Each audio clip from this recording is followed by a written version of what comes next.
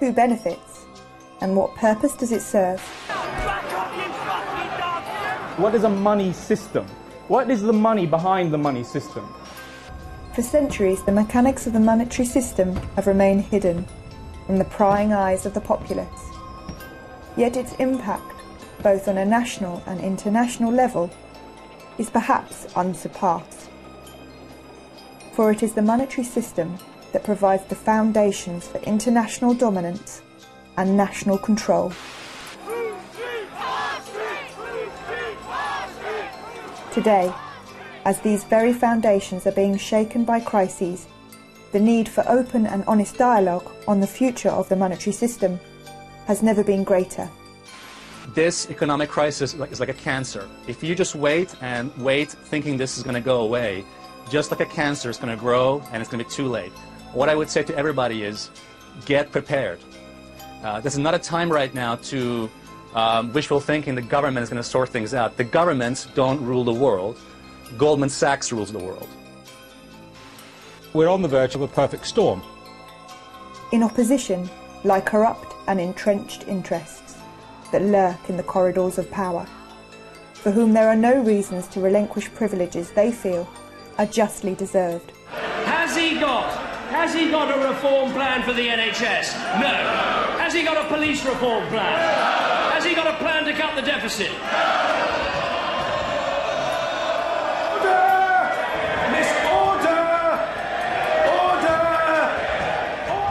Do you trust the government? Order! Try to calm down and behave like an adult, and if you can't, if it's beyond you, leave the chamber, get out, we'll manage without you. There's no coincidence that boom and bust started to become a real cyclical issue around about the 1700s when William Paterson founded the Bank of England. It is intolerable behaviour as far as the public... No, it's not funny. Only in your mind is it funny. It's not funny at all. It's disgraceful.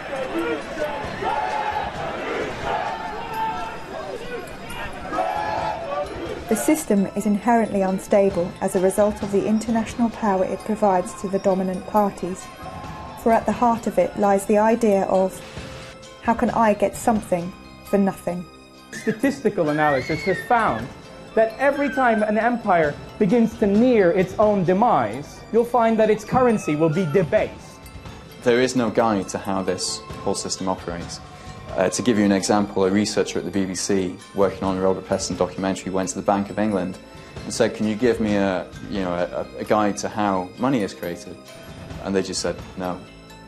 This documentary will investigate and explain this ever-changing system and the impact it has both on a national and international level.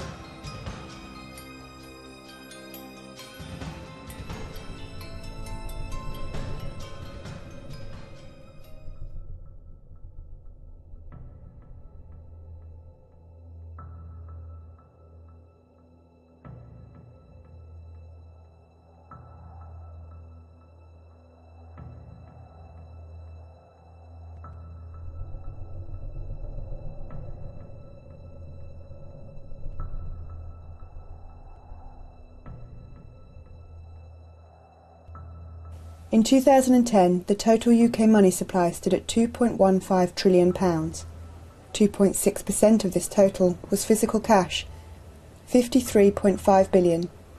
The rest, £2.1 trillion, or 97.4% of the total money supply, was commercial bank money.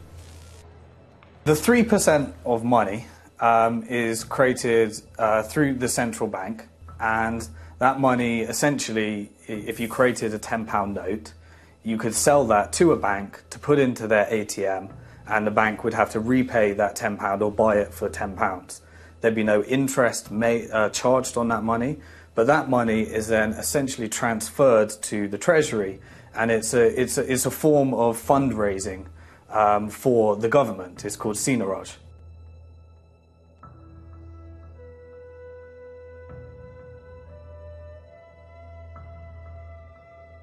When the Bank of England creates a £10 note, it costed about 3 or 4 pence to actually print that note, and it sells it to the high street banks at face value, so at £10. And the profit, the difference between printing the note and actually selling it for £10, goes directly to the Treasury. So, in effect, all the profit that we get on creating physical money, banknotes, goes to the Treasury, and it reduces how much taxes we have to pay. Over the last 10 years, that's raised about £18 billion. In 1948, notes and coins constituted 17% of the total money supply. This was one contributing factor in the government's ability to finance post-war reconstruction. This included the establishment of the NHS. In only 60 years, notes and coins have shrunk to less than 3%.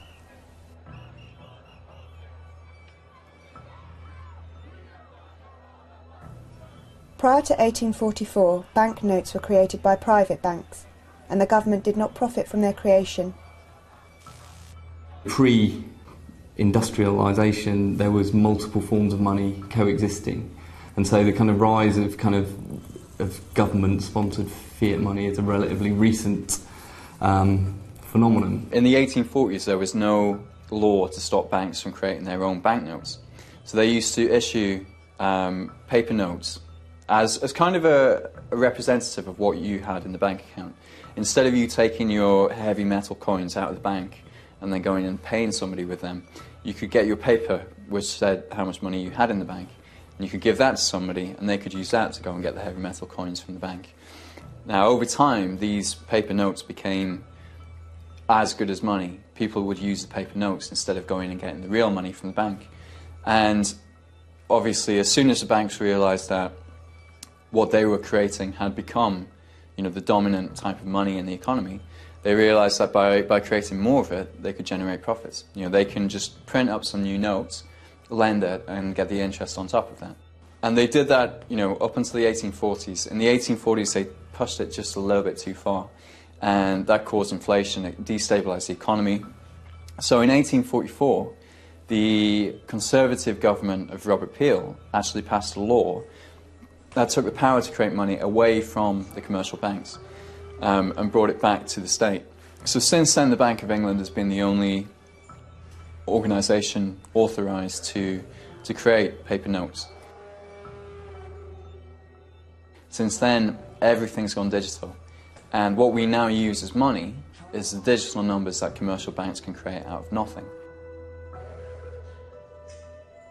The problem was that they did not include in that legislation the deposits, the demand deposits held in banks by individuals, or electronic forms of money, which essentially what those demand deposits are today. Most of the money in circulation is electronic money, and it's bank demand deposits that sit in our accounts. So in a way, the legislation needs to catch up with developments in electronic money and the way that banks actually operate.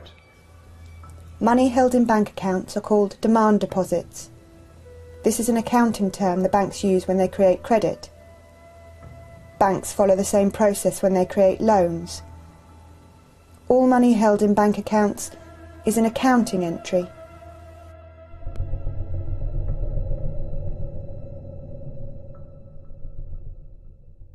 The reality is now that most money is not paper and it's not metal coins, it's digital. It's just numbers in a computer system, it's your Visa debit card, it's your electronic, ATM card. It's plastic, it's numbers in a computer system. You move money from one computer system to another, it's all a big database. And this digital money is what we're now using to make payments with. It's what we actually use to run the economy. I think a lot of people in the UK probably think that the government or the central bank is in control of most money in circulation and issues new money into circulation, but that's not the case. It's private banks that create the vast majority of new money in circulation and also decide how it's allocated.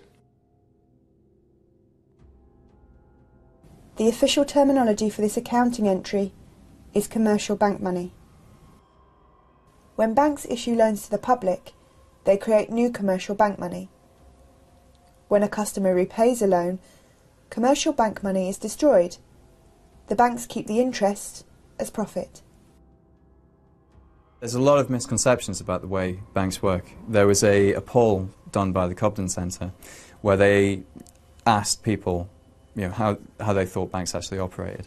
Around 30% of the public think that when you put your money into the bank, it just stays there and it's safe. And you can understand why, because every child has a piggy bank where you keep putting money in, and then when it's a rainy day you smash it and you take that money out and you spend it. So a lot of people keep this idea of banking, it's somewhere safe to keep your money so that it's there for whenever you need it. The other 60% of people assume that when you put your money in, that money's then being moved across to somebody who wants to borrow it. So you have a pensioner who keeps saving money her entire life, and then her life savings have been lent to some young people who want to buy a house. But actually banks don't work like that.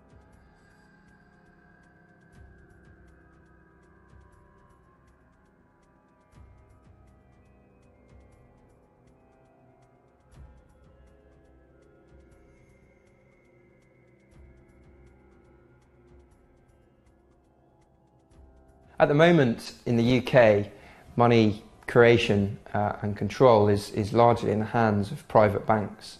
About 97 to 98% of money that's created is created as bank debt money, you could call it, when banks issue money into circulation as loans, essentially. This is a very poorly understood fact. It's not a conspiracy theory, it's not a crackpot theory, it's the way the Bank of England describes the process. When banks make loans, they create new money.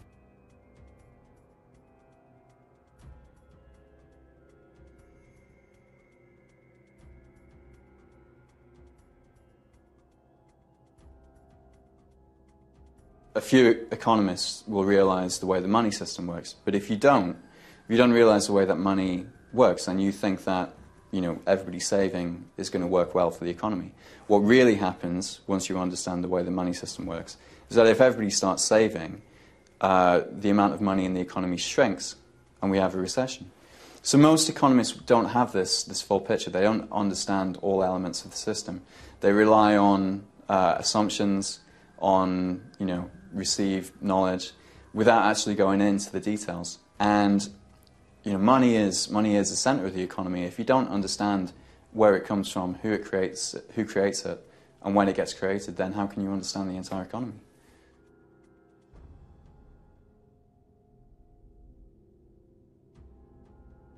When the vast majority of money that we use now is not cash, but it's electronic money, then whoever's creating the electronic money is getting the proceeds of creating that money. And obviously, creating electronic money is much more profitable than creating cash, because you don't have any production costs at all. So while we've got 18 billion over the course of a decade in profit from creating cash, the banks have actually created 1.2 trillion pounds. Between 1998 and 2007, the UK money supply tripled. 1.2 trillion pounds was created by banks, whilst 18 billion pounds was created by the Treasury. A lot of people think when I say this, or when you say this, or when Positive Money say this, that we're all just a bunch of nutters. But on the 9th of March in 2009, the Governor of the Federal Reserve, Ben Bernanke, gave the first ever broadcast interview the Governor of the Central Bank of the United States of America had ever given. And the day before that, he'd bailed out AIG, which is an insurance company, not even a bank, actually, to the tune of about $160 billion. So the journalist says to him, "Now, Mr. Bernanke, where did you get $160 billion to bail out AIG?" Is that tax money that the Fed is spending? It's not tax money. The banks have accounts with the Fed, much the same way that you have an account in a commercial bank. So to lend to a bank, we simply use the computer to mark up the size of the account that they have with the Fed. So it's much more akin, although not exactly the same, but it's much more akin to printing money than it is to borrowing. Banks create new money whenever they extend credit, buy existing assets, or make payments on their own account, which mostly involves expanding their assets. When a bank buys securities, such as a corporate or government bond, it adds the bond to its assets and increases the company's bank deposits by the corresponding amount. New commercial bank money enters circulation when people spend the credit that has been granted to them by banks. I found that talking on the doorstep from August last year round to August 2009 round to the general election, 9 months I suppose, knocking on doors, is that when you try to explain how the money system works, there's an almost inbuilt refusal of people to accept that such a bizarre situation could actually exist. No, it can't possibly, you know.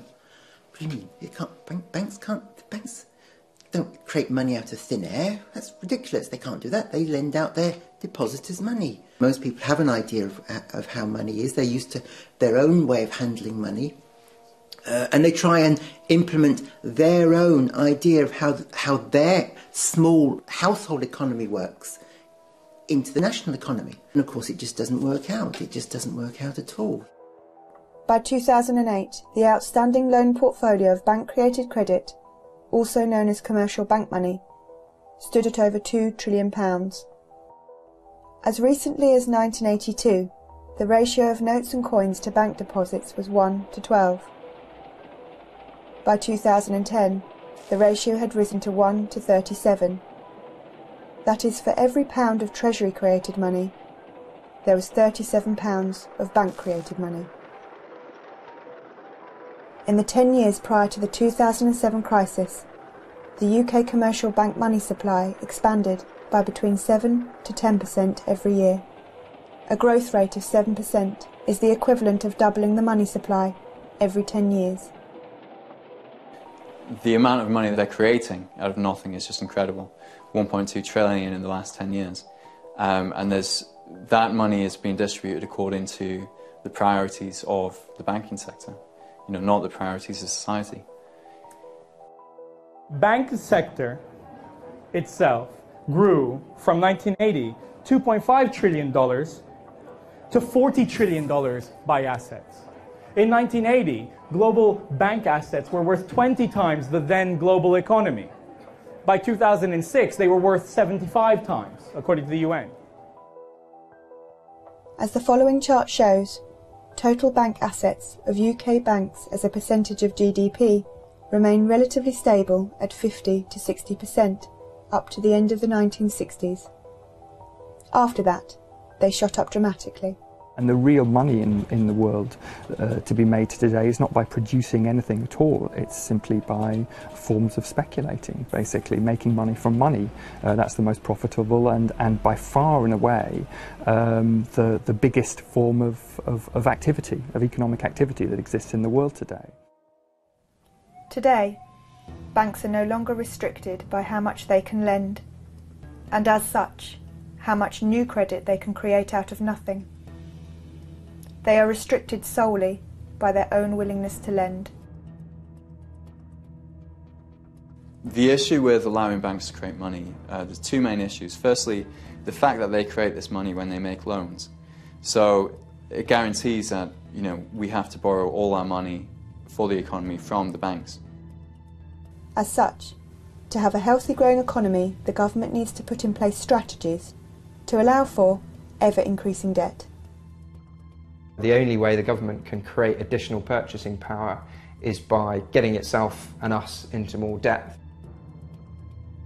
The second big issue with allowing banks to create money is that they have the incentive to always create more. They create more money if they issue a loan. They get the bonuses and the commissions and the incentives to create, to lend as much as possible. You have to develop a sales culture. What did they do? They recruited an amazing guy, lovely guy, Andy Hornby, who came from Asda, to turn the bank into a supermarket retailing operation. If you trust bankers to control the money supply will just grow and grow and grow, as will the level of debt. until the point where it crashes, when some people can't repay the debt. And then they'll stop lending.